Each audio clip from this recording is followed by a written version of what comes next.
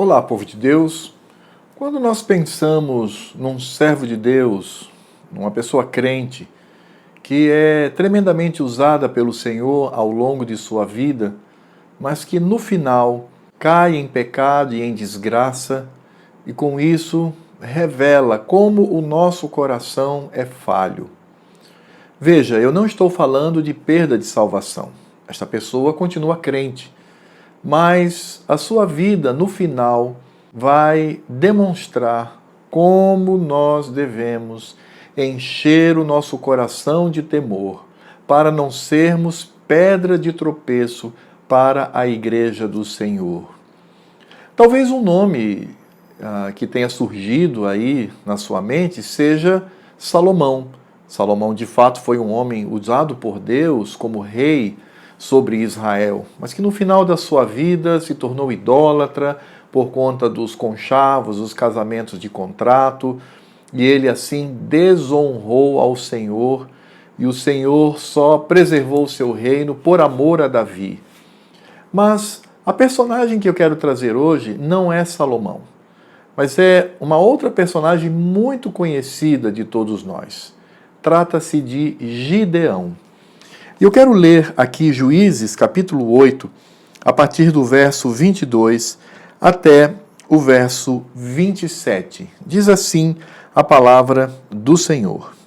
Então os homens de Israel disseram a Gideão: domina sobre nós, tanto tu como teu filho e o filho de teu filho, porque nos livraste do poder dos midianitas. Porém, Gideão lhes disse: não dominarei sobre vós, nem tampouco meu filho dominará sobre vós. O Senhor vos dominará. Disse-lhes mais Gideão: um pedido vos farei. Dai-me vós cada um as argolas do seu despojo, porque tinham argolas de ouro, pois eram ismaelitas. Disseram eles: de bom grado as daremos. E estenderam uma capa, e cada um deles deitou ali uma argola do seu despojo. O peso das argolas de ouro que pediu foram 1.700 ciclos de ouro, afora os ornamentos em forma de meia-lua, as arrecadas e as vestes de púrpura que traziam os reis dos midianitas, e afora os ornamentos que os camelos traziam ao pescoço. Desse peso fez Gideão uma estola sacerdotal e a pôs na sua cidade em Ofra, e todo o Israel se prostituiu ali após ela. A estola veio a ser um laço a Gideão e a sua casa.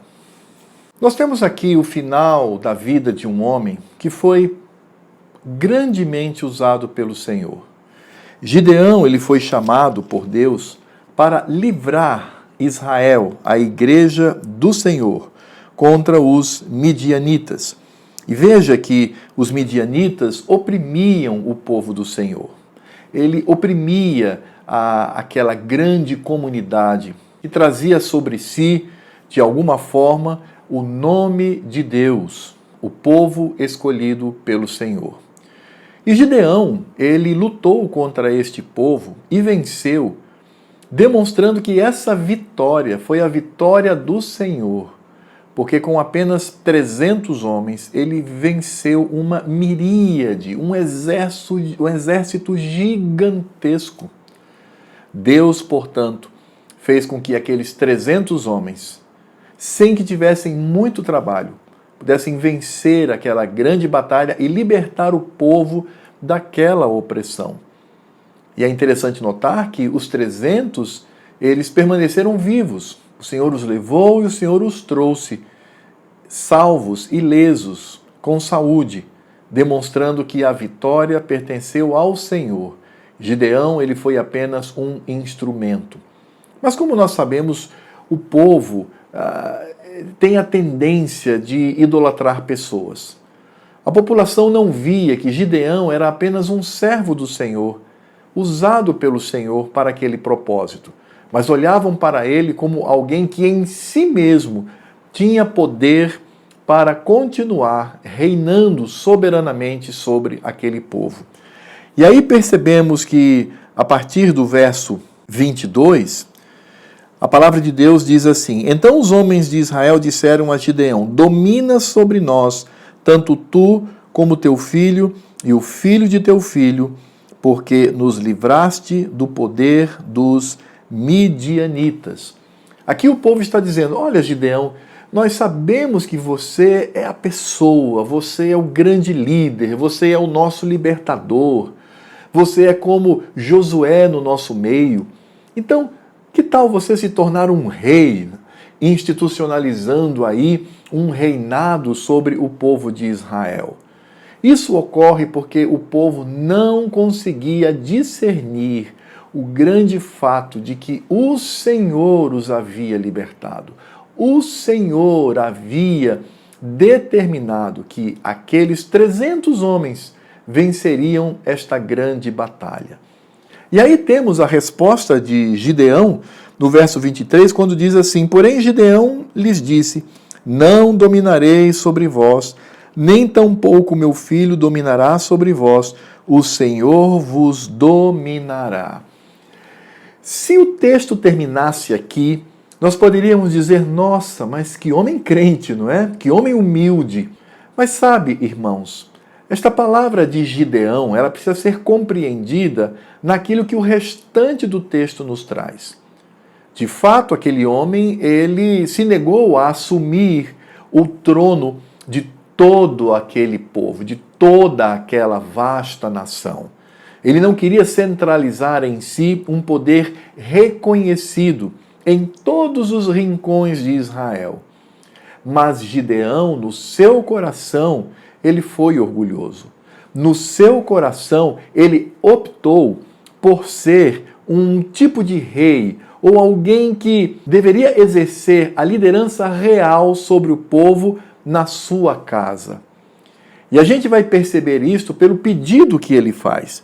No verso 24, a palavra de Deus diz assim: Disse-lhe mais Gideão: Um pedido vos farei, dai-me vós, cada um, as argolas do seu despojo, porque tinham argolas de ouro, pois eram ismaelitas.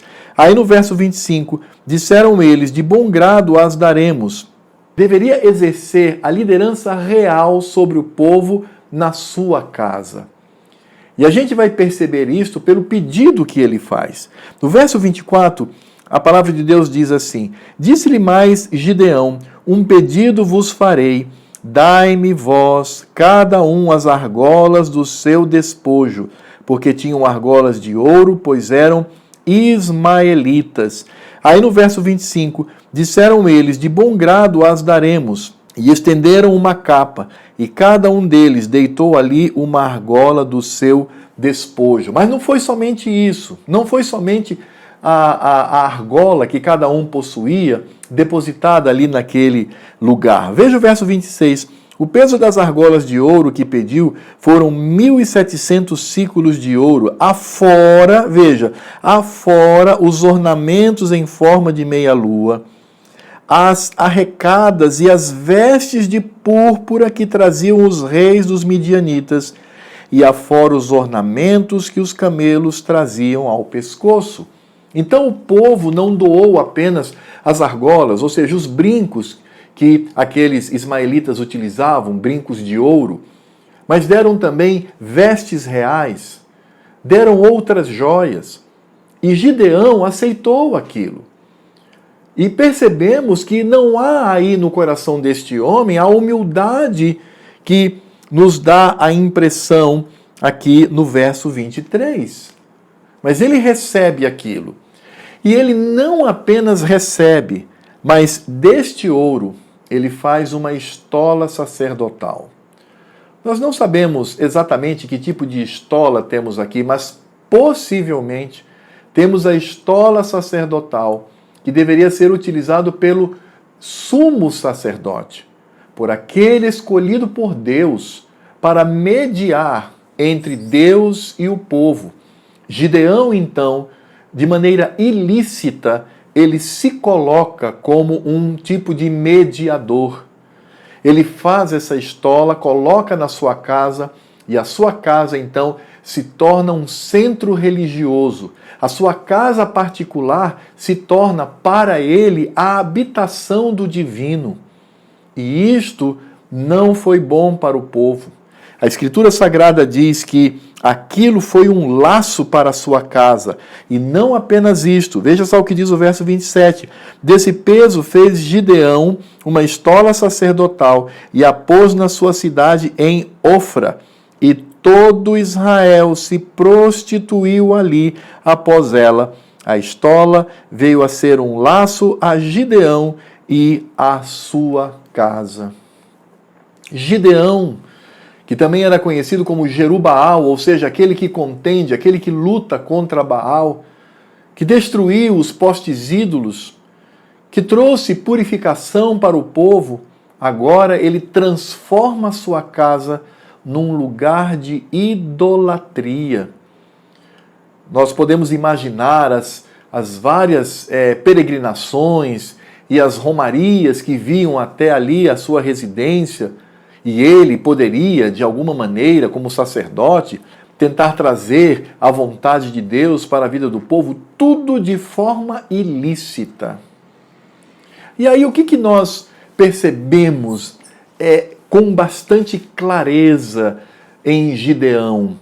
É que o nosso coração é enganoso. Ele tem uma resposta correta. Ele diz assim ao povo: não, eu não vou reinar sobre vocês, eu não vou me sentar no trono, eu não serei reconhecido oficialmente como um rei sobre vocês, que o Senhor reine sobre vocês. Nem eu, nem meus filhos, nem meus netos faremos isso, somente o Senhor. Veja o discurso. O discurso é correto, mas o coração dele é pecaminoso. O coração dele é vaidoso. E ele, por causa disso, cria um grande laço para a vida dos seus familiares e leva Israel a prostituir-se. Essa expressão prostituir-se significa dizer que aquele povo abandonara a aliança do Senhor, o pacto, este casamento entre o Senhor e o seu povo. Eles começaram a trair por causa da idolatria. E esse ídolo foi construído por aquele que outrora havia derrubado os poste-ídolos, os baalins, os lugares de adoração profana, mas ele mesmo, achando que poderia, de alguma maneira, agir conforme a sua mente, ele que pensava ter na sua casa um lugar de culto, sendo que este culto foi um culto profanado, foi um culto errado, foi um culto que levou o povo não a adorar ao Senhor, mas a se prostituir. E aquilo foi um laço para a casa dele, porque ele simplesmente usou a sua imaginação vaidosa para com aquela estola sacerdotal. E Gideão, por mais que tenha se negado a ser reconhecido oficialmente como um rei, ele agiu como um rei. A Escritura Sagrada nos mostra isso com muita clareza. Por que podemos afirmar isto? Porque as Escrituras vão mostrar logo em seguida que ele construiu, ele teve para si um harém gigantesco. Veja só o que diz aqui a palavra do Senhor, a partir do verso 29. Retirou-se Jerubaal, filho de Joás, e habitou em sua casa. Teve Gideão 70 filhos, todos provindos dele, porque tinha muitas mulheres. Ele criou um harém. Veja, ele tinha vestes reais, ele fez uma estola sacerdotal, ele desejava ser visto de alguma maneira como um sumo sacerdote no meio do povo. E ele criou um harém, tendo, portanto, 70 filhos. E não somente isso, mas no verso 31, ele tem mais um filho, e esse filho se destaca. Diz aqui esse verso: a sua concubina, que estava em Siquém, lhe deu também à luz um filho, e lhe pôs por nome Abimeleque. Você sabe o que significa o nome Abimeleque? Ab, ou Av, é pai. I é meu. Então, Abi significa meu pai. Meleque é rei. Então, Abimeleque, o nome significa literalmente, o meu pai é rei. Era isto que estava no coração dele, no coração pecaminoso, no coração que é falho. Veja, Gideão era um crente, e ele morreu como crente. Ele era, de fato, na história da sua vida, um Jerubaal, alguém que lutou contra a idolatria. Mas por causa da vaidade do seu coração, mas por causa do fato dele achar que poderia agir com relação ao culto, com relação à religião, com relação à aliança com o Senhor, da maneira como ele bem entendesse, ele levou o povo à idolatria, ele trouxe ruína à sua casa, e ele foi um homem que, no seu coração, se colocou como um rei. E talvez você não esteja lembrado, mas Abimeleque, ele se autodeclara rei. E para isso, sabe o que ele faz? Ele toma uma fortuna que é doada pelo povo. Primeiro ele começa com um discurso, não é? Ele é um bom político. Aqui no capítulo 9, a partir do verso 1, veja só como Abimeleque, filho de Gideão, faz. Abimeleque, filho de Jerubaal, que é Gideão, foi-se a Siquém aos irmãos de sua mãe, ou seja, aos seus tios, e falou-lhes em toda a geração da casa do pai de sua mãe, dizendo: Falai, peço-vos, aos ouvidos de todos os cidadãos de Siquém, que vos parece melhor, que 70 homens, todos os filhos de Jerubaal, dominem sobre vós, ou apenas um domine sobre vós? Aqui é um outro detalhe. Os filhos de Gideão, eles também se achavam no direito de dominar o povo. Mas Abimeleque, ele começa primeiro com um discurso diante daquele povo. E aí então, ele continua dizendo: Lembrai-vos também de que sou osso vosso e carne vossa. Então, os filhos de sua mãe, ou seja, seus tios, falaram a todos os cidadãos. Agora aqui são aqueles ajudantes, né, os auxiliares, são aqueles que ajudam o político, não é? A espalhar, a fazer campanha. Eles começam agora a fazer campanha para Abimeleque. Diz assim: Então os irmãos de sua mãe falaram a todos os cidadãos de Siquém todas aquelas palavras, e o coração deles se inclinou a seguir Abimeleque, porque disseram: é nosso irmão. Veja como essa falácia política já existia aqui nesta época no meio do povo de Deus. Verso 4: E deram-lhe 70 peças de prata da casa de Baal-Berite, com as quais alugou Abimeleque uns homens levianos e atrevidos que o seguiram. Foi à casa de seu pai, a Ofra, e matou seus irmãos, os filhos de Jerubaal, 70 homens sobre uma pedra. Porém Jotão, filho menor de Jerubaal, ficou, porque se esconderam. Então se ajuntaram todos os cidadãos de Siquém e toda Bet-Miló, e foram e proclamaram Abimeleque rei, junto ao carvalho memorial que está perto de Siquém. Esse foi o resultado da decisão tola de Gideão. O seu filho matou a todos os outros. Nem podemos imaginar a cena sanguinária, 70 irmãos sendo imolados sobre uma pedra. E agora ele é declarado rei. Por quê? Porque ele é Abimeleque. O pai dele era rei, Gideão. Como nós podemos perceber, irmãos, que decisões equivocadas, decisões pecaminosas, ainda que bem intencionadas, podem surgir do coração do crente. E esse crente pode sim colocar a perder toda a sua família, colocar a perder toda a igreja, todo o povo de Deus e trazer desgraça sobre a sua casa.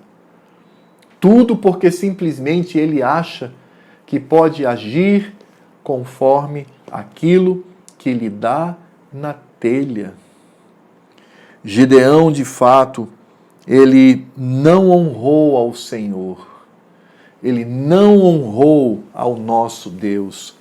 Ele usurpou aquilo que não lhe pertencia. Abimeleque levou a cabo aquilo que estava efetivamente no coração de Gideão, que se autoproclamara rei sobre Israel, ainda que tivesse aquele discurso lá no passado, que o Senhor reine sobre vós. Irmãos, que contraste nas palavras que o Senhor reine, mas na sua vida eu reino, faço as coisas conforme a minha vontade e vou dar vazão às minhas vaidades. Nós encontramos um contraste aqui muito grande. Porque quando Gideão disse que Javé reine sobre vocês, é óbvio que ele está falando do Deus que é rei. E esse Deus que reina sobre todo é Cristo. Cristo é rei. Cristo é sacerdote. E Cristo é profeta. Cristo legitimamente foi, é e sempre será rei sobre nós.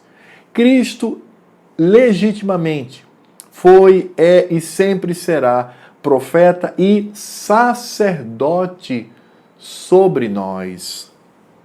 Gideão, na verdade, tentou usurpar, tentou se colocar no lugar de Cristo, o lugar que lhe é devido, com as suas palavras, correto, falou corretamente que o Senhor reine sobre nós, mas com a sua vida ele desonrou a Cristo. Ele desonrou aquele que de fato é o Rei verdadeiro sobre todos nós.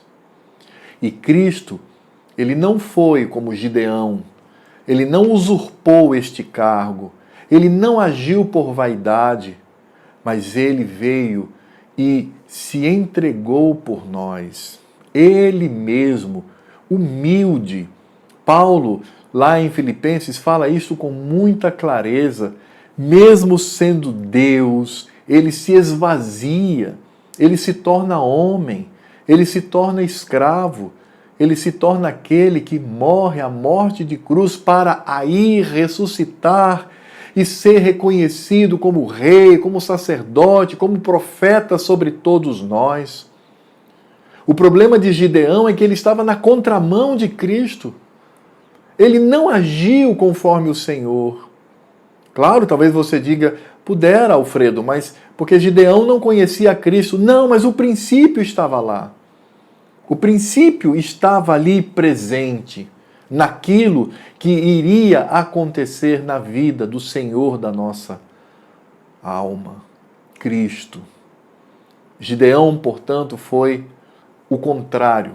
Ele foi a antítese daquilo que Cristo viria ser sobre o seu povo. Qualquer um que tente usurpar este lugar que pertence ao Senhor, ele se torna alguém que quer se colocar no lugar de e ao mesmo tempo se coloca contra o próprio Cristo. Veja que a casa de Gideão foi laço, foi lugar de idolatria, de prostituição física e espiritual, onde as pessoas praticavam todo tipo de idolatria. E onde estava Gideão para destruir aquela estola, para fazer com que o povo voltasse à sensatez? Não. A impressão que temos é que ele recebe, ou pelo menos ele concorda com aquilo, ele não se manifesta. Pelo contrário, tem as roupas reais, cria um harém, e o seu filho mais importante recebe o nome Abimeleque, dizendo que aquela criança era filha do rei. Meus irmãos, nós temos aplicações que são importantes para a nossa vida, quando nós olhamos para este que foi contrário àquilo que Cristo é. Gideão, ele não seguiu o exemplo do que Cristo tem sido para nós. Então, a primeira aplicação que nós devemos ter na nossa vida é: nós precisamos ser imitadores de Cristo.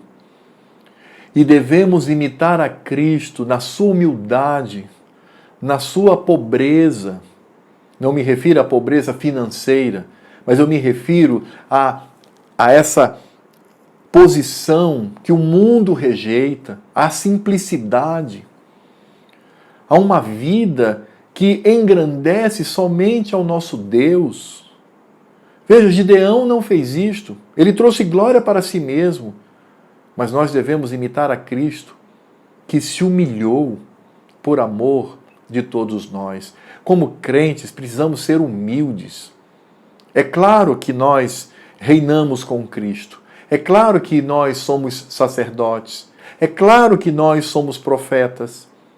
Porque a posição de rei está em Cristo. A posição sacerdotal, que é a doutrina do sacerdócio universal dos crentes, está em Cristo.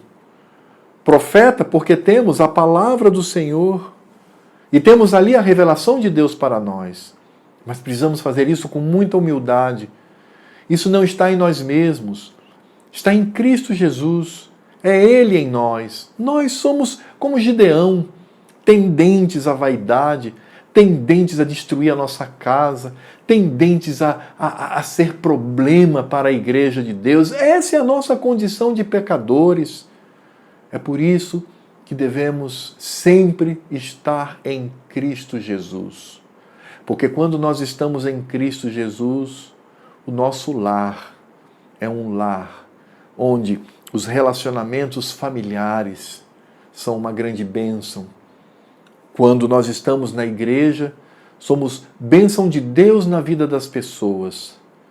E certamente a história do nosso lar, netos, bisnetos, vão demonstrar esta misericórdia e este grande exemplo de Cristo na nossa vida. A segunda aplicação que eu gostaria de trazer aqui, irmãos, é que nós devemos ter muito cuidado, porque precisamos viver aquilo que cremos, viver aquilo que pregamos. Falamos, não, o Senhor reina sobre nós, Cristo reina sobre a minha vida, Cristo reina sobre a igreja, está certo. Isso é correto, isso é doutrina sadia. Mas a minha vida não demonstra isto. Eu sou como Gideão, na língua e nas palavras que o Senhor reine sobre vocês, mas na prática eu mesmo vou reinar. Me deem joias, me deem roupas reais. Eu quero um harém. Eu quero ser reconhecido como rei no nome do meu filho. E, inclusive, propondo que este filho também deveria, de alguma maneira, se destacar dentre os demais. É o que o texto nos mostra. Mas veja a desgraça que foi a vida destes filhos. Todos mortos pelo irmão, mortos de forma violenta, vil, baixa, criminosa. Certamente Abimeleque não aprendeu o peso do sexto mandamento. Ele não aprendeu o peso do nono mandamento, difamando os seus irmãos, dizendo que somente ele deveria reinar e não todos os seus irmãos à frente do povo. Veja como a atitude de Gideão em não ter um comportamento conforme a Escritura Sagrada foi um desastre para ele.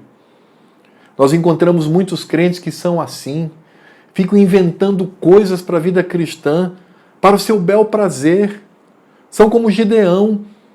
Na linguagem, Cristo reina, mas na prática eu reino. É do jeito que eu quero, é o cristianismo que eu quero, é o culto do meu jeito, as músicas do meu jeito, a vida diária do meu jeito, os negócios que eu tenho, o meu trabalho, aquilo que eu desempenho na sociedade, tudo do meu jeito. Não é do jeito do Senhor, mas é do jeito que vem satisfazer o meu próprio coração. Se para que o meu coração seja satisfeito, eu preciso ter uma estola de ouro, uma estola sacerdotal de ouro, que eu tenha. Se para o meu prazer eu tenho que ter um harém com várias mulheres e concubinas, que eu tenha. Se eu quero ser reconhecido como rei e para isso devo usar o nome de um dos meus filhos, que eu faça. Tudo vem do coração de vaidade. Que tristeza!